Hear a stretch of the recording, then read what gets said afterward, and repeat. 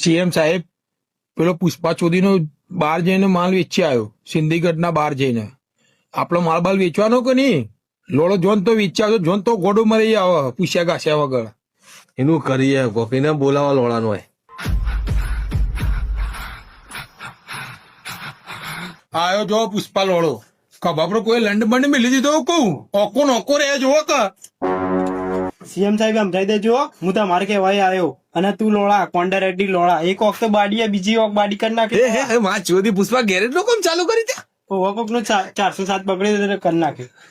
લાકડાનું બંધ કરી દીધું. આ ધંધાની માં ચોધી જાય. આ રીતે તું બીજા ધંધા કરી છે. એ બધું જવા દો, કોમ હું હતો એ કહો.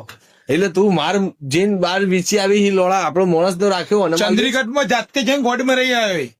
પણ એમાં કેવું ખબર આ 70 રૂપિયા આલો આમ પેલો 100 રૂપિયા આલો, તો મને તો જ્યાં વધારે મળે તો ચાલુ નો. એનો 100 રૂપિયા તો તું શું લેવા લોડા? મને 80% કહે કે અમે તો 80 જ આલા. સીએમ સાહેબ ધંધાની વાત, ધંધાની રીત હોય.